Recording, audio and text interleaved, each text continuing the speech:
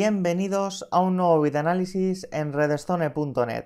En esta ocasión vamos a analizar el firmware del router TP-Link Archer C3200, uno de los routers tope de gama del fabricante que incorpora triple banda simultánea. Lo primero que tenemos que hacer es acceder a su puerta de enlace predeterminada, a la 192.168.0.1 y acceder a su asistente de configuración.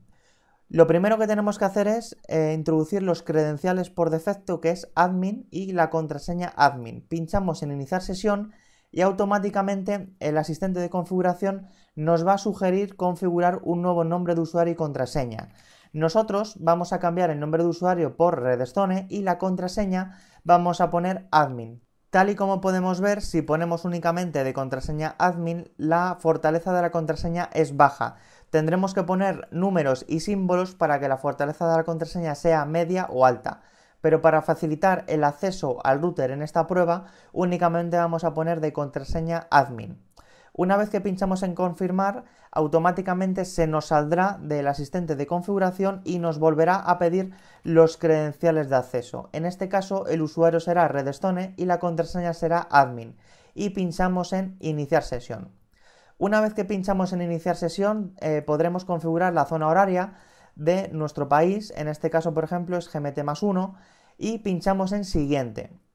Aquí, en tipo de conexión a internet, este router Archer C3200 detecta automáticamente la conexión a internet. No obstante, podremos nosotros configurarlo de manera manual sin ningún tipo de problema. En nuestro caso, utilizamos IP dinámica, por tanto, lo seleccionamos y pinchamos en siguiente. En la siguiente menú podremos ver que podemos clonar la dirección MAC de nuestro equipo a la interfaz WAN del router. Esto es debido a que hay operadores de internet que únicamente limitan el acceso a internet a un dispositivo y de esta manera, de cara al ISP, el router sería como si fuese un dispositivo, pero al hacer NAT podremos configurar todos los equipos que nosotros queramos. No obstante, nuestro ISP no limita por dirección MAC, por tanto pinchamos en no clonar la dirección MAC y pinchamos en siguiente.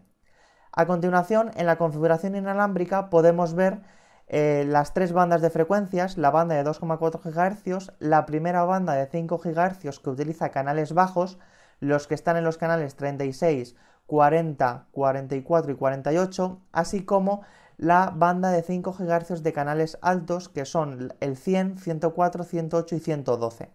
Aquí, en el asistente de configuración, únicamente podremos configurar el nombre de la red SSID y también la contraseña de acceso a la red inalámbrica, únicamente. En el menú avanzado ya podremos configurar diferentes parámetros avanzados. Por tanto, pinchamos en siguiente y ahora nos saldrá un resumen con todas las configuraciones que hemos aplicado, tanto la zona horaria como el tipo de conexión a internet.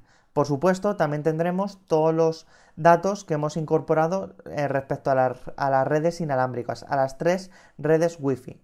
Y pinchamos en guardar. Una vez que se guarda, tal y como podéis ver, la barra corre rápidamente hasta el 100%, ya que al aplicar los cambios este router es realmente rápido. Una vez que ha terminado, nos dará la enhorabuena por haberlo configurado correctamente y nos permitirá probar la conexión a internet. Si hemos configurado todo correctamente, tendremos conexión a internet y nos saldrá algo como esto, diciendo que ya está listo para conectarnos a internet sin ningún tipo de problema. Pinchamos en OK y a continuación pulsamos en finalizar. Una vez que hemos finalizado, el router nos llevará directamente al menú básico de configuración. Hasta aquí hemos llegado con nuestro análisis de la configuración rápida del asistente de configuración de este TP-Link Archer C3200. Ahora os vamos a hablar del menú básico de configuración del firmware. Lo primero que vamos a ver en este menú básico de configuración es un pequeño mapa de red donde tendremos todos los datos básicos de nuestra conexión a internet, como por ejemplo el tipo de conexión, que en nuestro caso es IP dinámica, la dirección IP y los servidores DNS y la puerta de enlace que tenemos en el propio router Archer C3200. Si pulsamos sobre router, nos aparecerá toda la configuración que tenemos en las tres bandas de frecuencias Wi-Fi, en la banda de 2,4 GHz y en las dos bandas de 5 GHz, en la de canales bajos, como por ejemplo aquí que está utilizando el canal 36, así como la de los canales altos, canal 100. Por supuesto, también tenemos el estado de las redes Wi-Fi de invitados. Este router nos permite crear una red Wi-Fi de invitados por cada una de las bandas de frecuencias. Es decir, podremos tener hasta 3 redes Wi-Fi de invitados. Y aquí nos señala ahora mismo que el estado está desactivado, ya que no hemos activado la red inalámbrica Wi-Fi de invitados. Por supuesto, si pinchamos sobre clientes inalámbricos, nos saldrá todos los dispositivos que están conectados vía Wi-Fi al propio router. Nos saldrá tanto el nombre del host, del propio equipo, como la dirección IP privada, así como la dirección MAC. En este caso, nosotros no tenemos conectado ningún dispositivo Wi-Fi en estos momentos, sin embargo, sí tenemos clientes por cable. Tal y como podéis ver, nos aparece perfectamente nuestro nombre, así como la dirección IP que nos ha proporcionado automáticamente, así como la dirección MAC, la dirección física del equipo. Y por último, tendremos también una visión global de si hemos conectado alguna impresora al propio router, al puerto USB 2.0, así como si hemos conectado algún disco duro vía USB. Actualmente no tenemos ningún dispositivo conectado, por eso nos marca que no tenemos ningún dispositivo, lógicamente. En la pestaña de Internet podremos retocar la configuración de la conexión a Internet, pero con opciones muy básicas de configuración. Son las mismas opciones que hemos tenido antes en el asistente de configuración. Si por ejemplo queremos tener IP estática, únicamente tenemos que poner la dirección IP, máscara y la puerta de enlace, así como los DNS. Y si tenemos PPOE, tendremos que poner el nombre de usuario y la contraseña de autenticación. Por supuesto, si utilizamos PPTP o el E2TP, pues tenemos que poner las opciones de configuración que nos ha proporcionado directamente nuestro ISP. En la parte de red inalámbrica, como estamos en el menú básico de configuración, únicamente nos va a permitir habilitar la banda de 2,4 GHz y las dos bandas de 5 GHz, habilitarla y deshabilitarla. Asimismo, también podremos ocultar el SSID de las 3 bandas de frecuencias, cambiar el nombre de la red y cambiar la contraseña del Wi-Fi. Respecto a la configuración del USB, este equipo incorpora un servidor de red, un servidor de medios, un servidor Samba, y nos permite compartir todo el disco duro o determinadas carpetas. Asimismo, también nos permite habilitar la autenticación, ideal para que no se conecte todo el mundo que esté conectado a nuestra red local inalámbrica o cableada. Es decir, que para acceder a los recursos compartidos de, por ejemplo, nuestro disco duro, tendremos que introducir un usuario y contraseña. Por supuesto, también tenemos un servidor de impresión en este router, TP-Link Archer C3200, que nosotros vamos a desactivar porque no tenemos ninguna impresora conectada vía USB. Asimismo, también tenemos un control parental que nos va a servir para limitar la velocidad de acceso a Internet y también limitar los horarios en los que determinadas direcciones MAC o dispositivos se conectan a la red. Ideal para limitar, por ejemplo, a nuestros hijos la navegación por las tardes, por ejemplo, un par de horas y que no estén continuamente conectados a Internet. Asimismo, también podremos restringir el contenido a través de palabras clave. Podemos crear tanto una lista negra como una lista blanca. Simplemente con añadir la nueva palabra clave y pinchar en guardar, automáticamente ya habremos configurado el control parental respecto a la restricción de contenido. Y por último, en la red Wi-Fi de invitados podremos seleccionar si queremos que se vean entre ellos, es decir, si queremos que, por ejemplo, se comuniquen entre ellos sin necesidad de salir a Internet. También podremos decidir si queremos que accedan a la red local, que esta opción siempre debe estar desmarcada. ¿Por qué? Porque si no, los invitados que se conecten a la red Wi-Fi de invitados podrán acceder a la red local como si se conectasen a la red doméstica principal, es decir, podrán acceder a todos nuestros recursos que tenemos compartidos. Y por supuesto, podremos habilitar también las diferentes redes Wi-Fi de invitados, así como establecer contraseñas o no establecerlas. Por ejemplo, si pinchamos en establecer contraseña 1, 2, 3, 4, 5, 6, 7, 8, podremos establecer una clave en la banda de 2,4 GHz y en las demás bandas dejarlo automáticamente sin clave. Si pinchamos en guardar y luego nos vamos a mapa de red, veremos que efectivamente tenemos 3 redes Wi-Fi de invitados ya activadas y en este caso tenemos con contraseña. En el menú avanzado de configuración podremos configurar en detalle estas redes Wi-Fi de invitados. El menú avanzado de configuración de este router TP-Link Archer C3200 es donde pasaremos la mayor parte del tiempo que queramos administrar el propio router, ya que tendremos disponibles todas las opciones que nos permite este firmware del fabricante TP-Link, ya que en la versión básica, para nuestro gusto, es demasiado básica. No obstante, seguro que es muy útil de cara a los usuarios que sepan poco de redes y no se metan tan en detalle como podemos hacerlo nosotros. En la pestaña principal, en la pestaña de estado, podremos ver el estado de la conexión a internet, tal y como hemos visto anteriormente, y también el estado de la conexión IPv6 en caso de que tengamos este tipo de protocolo. Por supuesto, también podremos tener en detalle información sobre la red Wi-Fi de la banda de 2,4 GHz y de las dos bandas de 5 GHz. Nos va a decir tanto si estamos emitiendo como el ancho de canal que tenemos, así como el canal en el que está emitiendo actualmente este router inalámbrico. De cara a la red local también tendremos el direccionamiento privado, así como si tenemos habilitado el servidor DHCP del router y, por supuesto, si estamos utilizando en algún momento el protocolo IPv6. Por último, también tenemos la red Wi-Fi de invitados y en este caso nos hace un pequeño resumen de las configuraciones, como por ejemplo el SSID que tenemos, si lo hemos ocultado, si estamos emitiendo, es decir, si tenemos activada la red Wi-Fi de invitados y si pueden verse entre ellos. Y de cara a la banda de 5 GHz tenemos exactamente lo mismo. ¿Os habéis fijado en este pequeño icono de la banda de 2,4 GHz? Esto significa que la red Wi-Fi está protegida por una contraseña. Sin embargo, las dos bandas de 5 GHz no las tenemos protegidas, por tanto cualquier invitado podría conectarse. Si pinchamos en red, podremos configurar todo lo relacionado con la red local y también la red de internet de este router TP-Link Archer C3200. Por supuesto, podremos configurar las mismas opciones que en el menú básico de configuración, pero aquí tenemos un pequeño menú avanzado que, por ejemplo, nos va a permitir modificar el tamaño del MTU si queremos habilitar o deshabilitar el proxy IGMP, si queremos obtener IP con DHCP unicast en lugar de ser broadcast. Esto es algo muy extraño, ya que normalmente el DHCP siempre se utiliza vía broadcast, pero es posible que algún operador necesite que sea vía unicast las comunicaciones.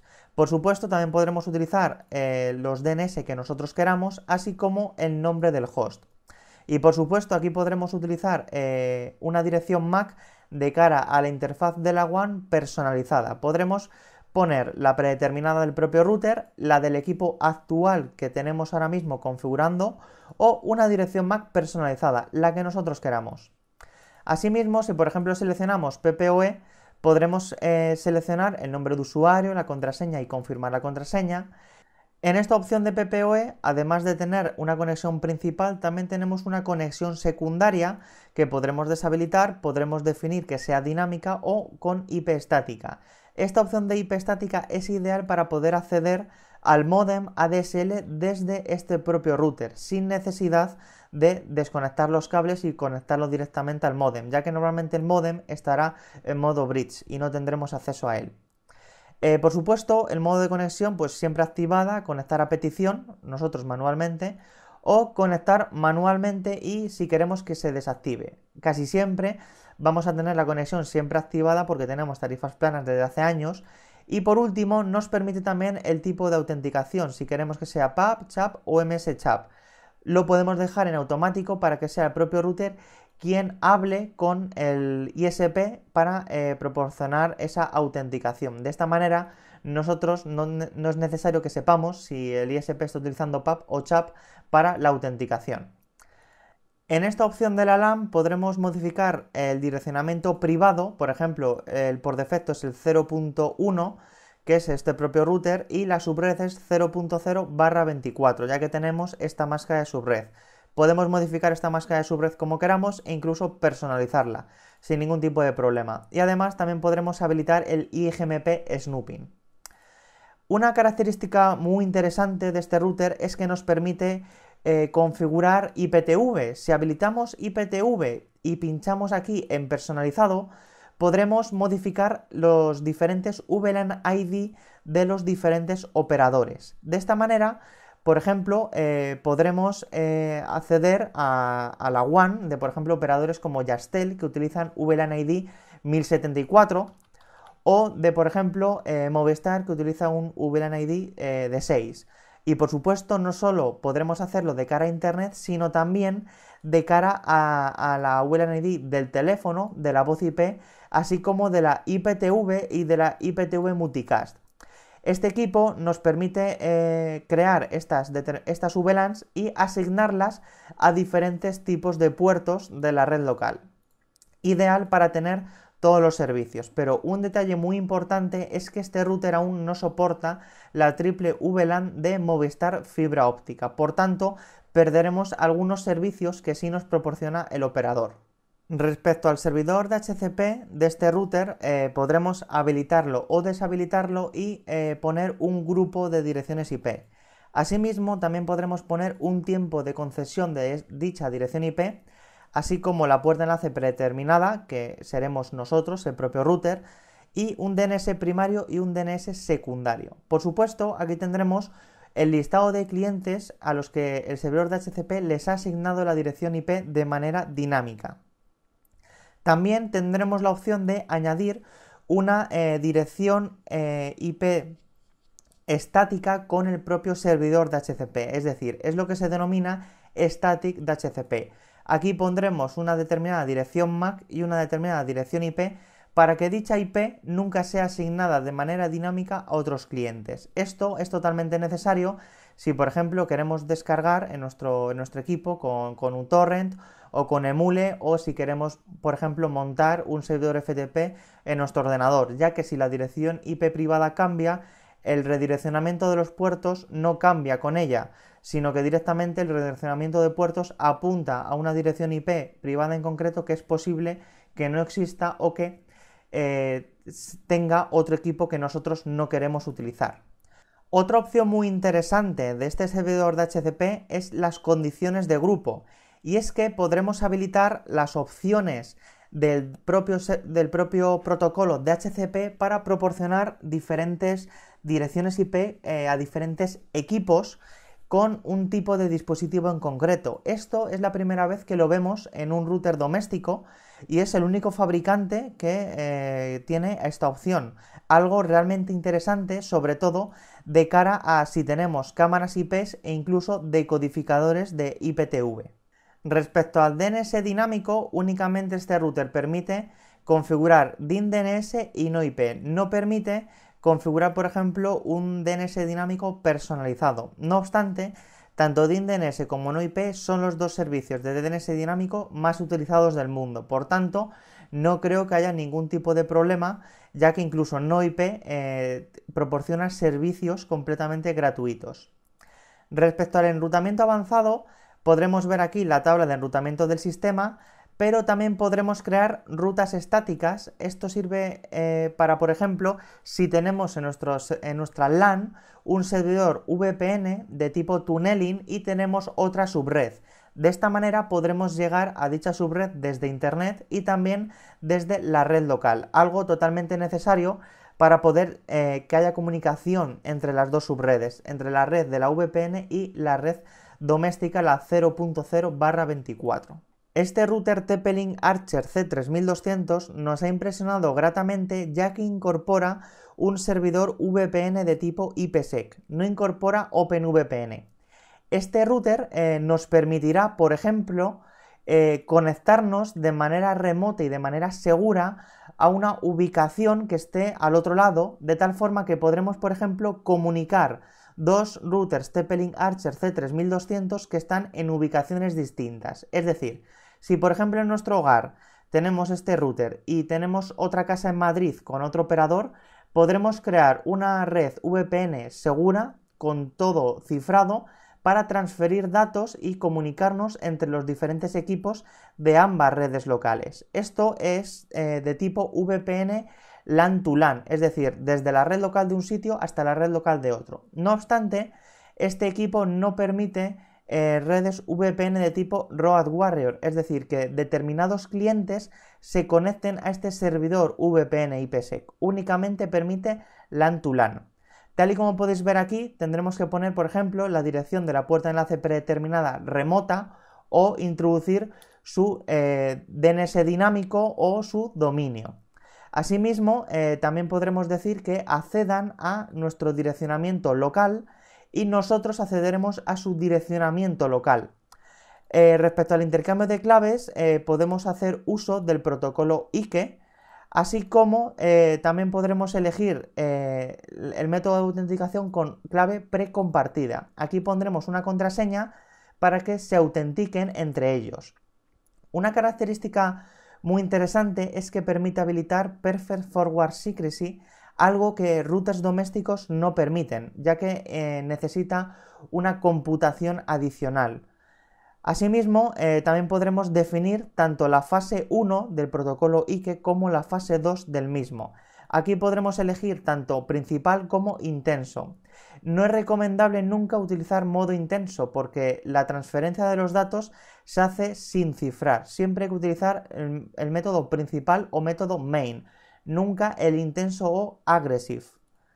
Respecto a la identificación local, lo podemos hacer tanto con la IP de la WAN local como FQDN.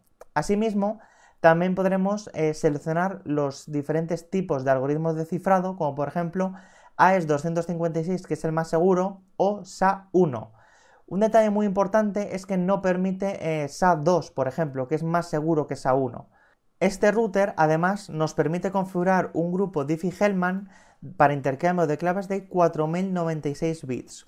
Este router también permite en la fase 2 seleccionar un determinado algoritmo de cifrado como AES-256 bits, así como un algoritmo de integridad de hashing y un grupo Diffie-Hellman para intercambio de clave de 4096 bits. Esto es lo más típico que se utiliza en las redes VPN, aunque también nos permite seleccionar el 6144 bits. Una vez que ya hemos visto todas las opciones de la red, ahora os vamos a enseñar las opciones que tenemos en la red inalámbrica. Lo primero que vamos a ver en configuración inalámbrica es la posibilidad de activar o desactivar el Smart Connect.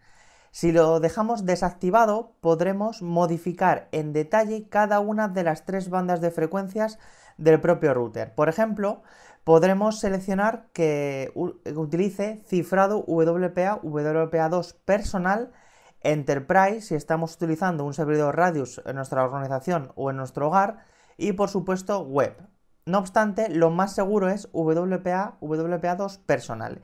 Y dentro de aquí, lo más seguro es utilizar WPA2 PSK con cifrado AES. A continuación, introducimos una contraseña robusta, no únicamente número, sino que tendremos que poner tanto letras mayúsculas, minúsculas, números y símbolos, una contraseña robusta. Por supuesto, también podremos seleccionar el canal que queremos emitir, así como el ancho del canal. Este firmware de TP-Link nos permite fijar un ancho de canal de 40 MHz para conseguir la máxima velocidad posible en esta banda de frecuencias. Una vez que ya hemos configurado todos los parámetros, pulsamos en guardar. Por supuesto, la potencia de transmisión siempre debemos tenerla en alta para proporcionarnos la máxima potencia inalámbrica y conseguir unos grandes resultados. Por supuesto, en la banda de 5 GHz tenemos exactamente las mismas opciones, pero en los canales podremos elegir tanto los canales bajos, incluyendo los canales DFS, así como el ancho del canal, ponerlo en 80 MHz, ya que el estándar Wi-Fi AC dice que esta nueva tecnología utiliza un ancho de canal de hasta 80 MHz en lugar de los 40 MHz del Wi-Fi N. Este equipo no es Wi-Fi AC Wave 2, es decir, la segunda generación de redes Wi-Fi, sino que es Wave 1. Por tanto, nos permite fijar en 80 MHz y la potencia de transmisión alta. Una vez que hayamos configurado todo, pinchamos en guardar y ya habremos configurado esta red inalámbrica, la de 5 GHz. Y la segunda banda de 5 GHz tendremos las mismas configuraciones, pero podremos elegir diferentes canales, los canales altos, desde el 100 hasta el 128, todos ellos con DFS. Y por supuesto podremos elegir potencia de transmisión alta. Una vez que lo hemos conseguido, pinchamos en guardar para que se nos guarden los cambios. Y ya habremos configurado la red inalámbrica. Es muy sencillo, el firmware es realmente intuitivo. Pero si queremos activar el Smart Connect, al activarlo, veremos que únicamente tendremos una opción de poner una única red inalámbrica Wi-Fi con su cifrado WPA2 AES y una misma contraseña. ¿Qué hace la tecnología Smart Connect? Unifica en un mismo SSID las 3 bandas de frecuencias de tal manera que será el propio router quien gestione los clientes Wi-Fi. Es decir, si por ejemplo la banda de 2,4 GHz está muy colapsada y el cliente permite conectarse a la banda de 5 GHz, automáticamente el router hará el cambio, ya que de esta manera conseguiremos una mayor cobertura y un mayor rendimiento. Respecto al protocolo WPS, podremos habilitar o deshabilitar el acceso a la red inalámbrica a través del PIN o únicamente a través del botón de acceso físico. De esta manera tendremos una mayor seguridad, ya que de lo contrario, si un usuario acierta o intenta craquear nuestro PIN, podrá acceder a la red inalámbrica. No obstante, desde Redstone os recomendamos desactivar el WPS siempre, ni siquiera a través del botón físico. Posteriormente os vamos a enseñar cómo se desactiva de manera total el protocolo WPS del equipo. Por supuesto, también tendremos todo el tema de filtrado MAC en la red inalámbrica. Podemos crear una lista negra bloqueando el acceso inalámbrico y una lista blanca permitiendo únicamente el acceso a esos dispositivos. Por supuesto, también podremos programar las redes Wi-Fi para que estén activadas en un determinado horario. Si, por ejemplo, desde las 3 de la mañana hasta las 8 de la mañana no va a haber nadie conectado al Wi-Fi, pues automáticamente lo podremos desactivar para ahorrar energía.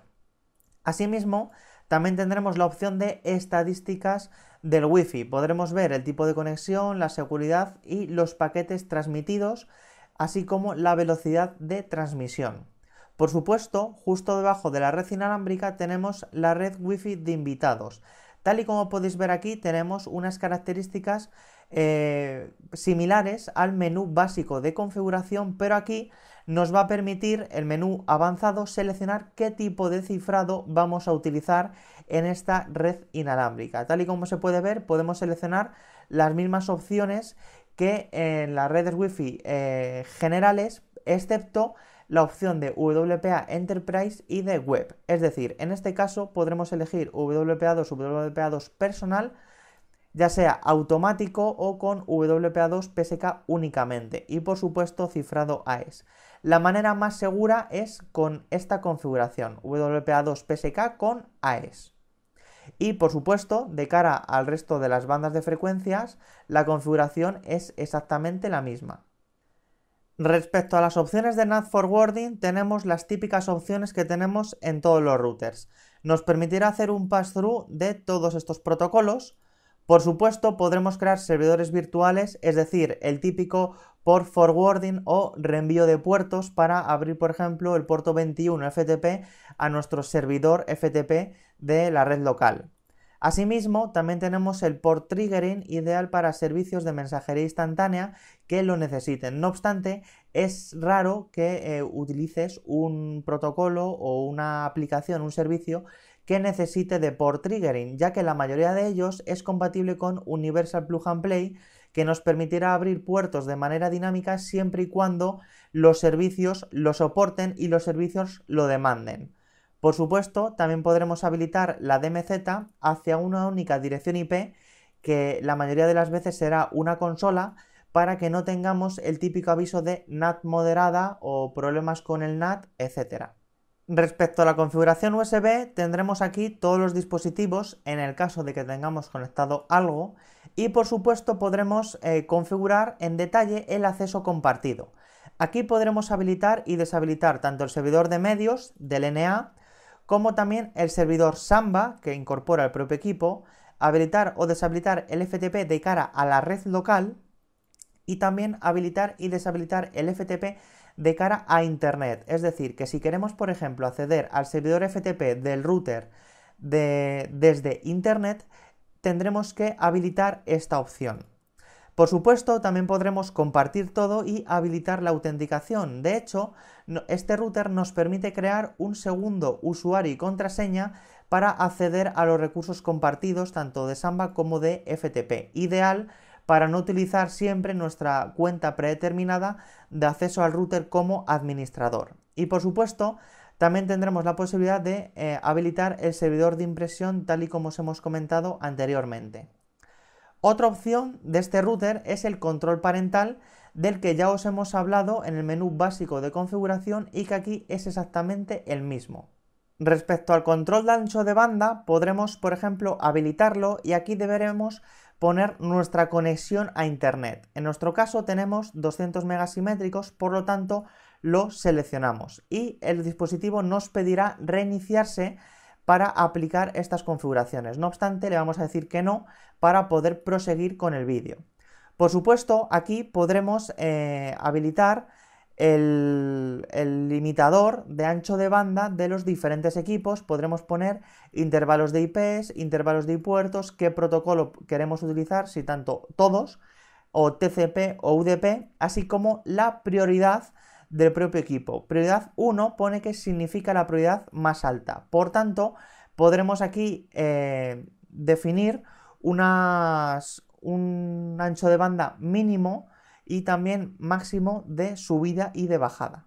En cuanto a la seguridad que nos proporciona este router, podremos activar o desactivar el firewall SPI del equipo, así como habilitar la protección anti-denegación de servicio. Esta opción es muy interesante ya que podremos filtrar ataques tanto de ICMP Flood, UDP Flood como TCP Flood.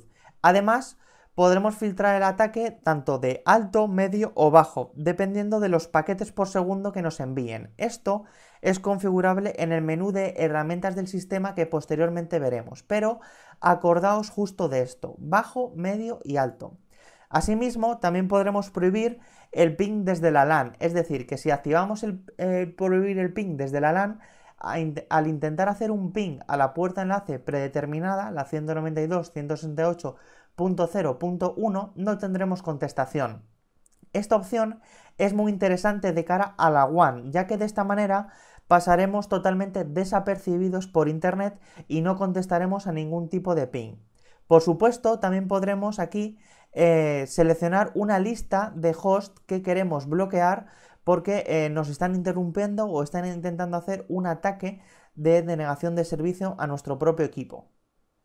Respecto al control de acceso, podremos habilitar una lista negra y una lista blanca para incorporar diferentes equipos y, por ejemplo, impedir que estos equipos se conecten a la red local doméstica. Simplemente con pinchar sobre un determinado equipo que tenga un determinado nombre del dispositivo y pinchando en bloquear automáticamente nos los llevará a la lista negra y ya no tendrá conectividad con la red local.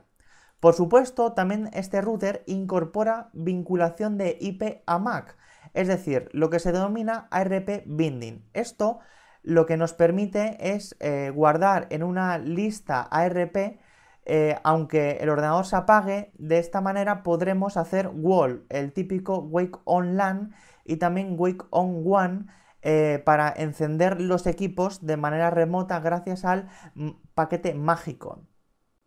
Este router TP-Link Archer C3200 soporta el protocolo IPv6. Podremos habilitarlo y configurarlo de determinadas formas, como por ejemplo IP dinámica, IPv6, por supuesto, estática, a través de PPOE y también podemos crear un túnel 6-to-4, 6 a 4.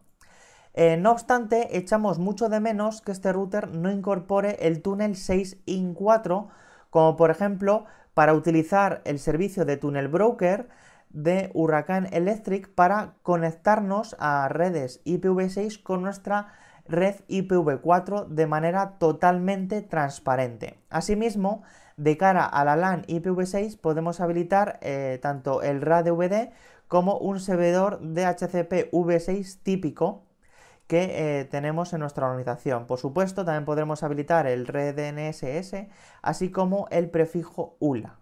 Y por último, llegamos a las herramientas del sistema. Aquí tendremos la configuración horaria, que podremos seleccionar incluso 2 servidores NTP para que el router se sincronice automáticamente siempre y cuando tenga conexión a internet o conexión a la red local.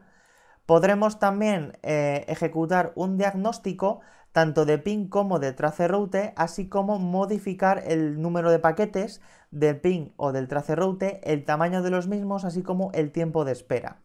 Por supuesto, podremos actualizar el firmware, podremos realizar una copia de seguridad o restaurar dicha copia de seguridad, así como restaurar a valores de fábrica, es decir, hacer un reset del propio router.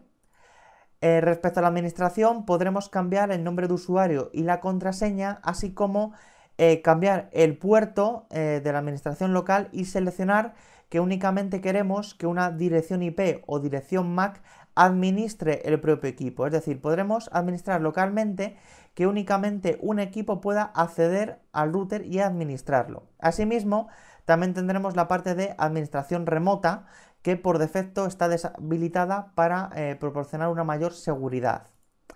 En cuanto al registro del sistema, podremos ver el propio log del sistema, así como del DHCP-D y del DHCP-C, ambos servicios. Este equipo también permite configurar SNMP, este protocolo de administración simple de la red. Por supuesto, también podremos ver todo el tema de estadísticas de tráfico, aunque por defecto se encuentra deshabilitado, y de esta manera podremos ver si un equipo pues, ha consumido un gran ancho de banda o no. Y por último, en parámetros del sistema, aquí tendremos la configuración avanzada del Wi-Fi, donde podremos modificar, por ejemplo, el intervalo de señalización, el umbral de RTS, etc.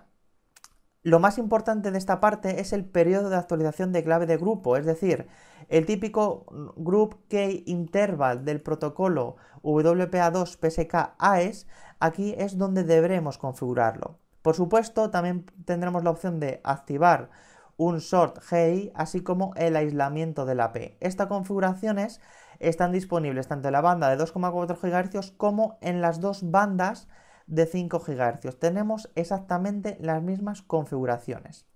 Aquí es donde deberemos deshabilitar por completo el protocolo WPS del router. Algo bastante característico de los routers TP-Link es que permiten habilitar y deshabilitar los LEDs de estado del equipo. Es decir, por ejemplo, podremos deshabilitar los LEDs en horario de noche para que no nos molesten si, por ejemplo, tenemos el router en nuestra habitación. Y aquí, en la configuración de protección de denegación de servicio, tendremos todos los parámetros de paquetes por segundo, tanto del threshold de bajo, medio y alto. ¿Os acordáis que anteriormente en la parte de seguridad hemos hablado de que el filtrado de paquetes contra ataques ICMP Flood tenía 3 tipos, bajo, medio y alto? Pues aquí es donde deberemos configurar dichos parámetros para ajustar la seguridad de nuestro router. Y hasta aquí hemos llegado con este análisis del firmware del router TP-Link Archer C3200. Tal y como habéis podido ver, este router tiene opciones avanzadas de configuración a la vez que incorpora un firmware realmente intuitivo de configurar. En el análisis del router TP-Link Archer C3200 podréis ver en detalle el rendimiento que es capaz de proporcionar este router. ¡Os esperamos!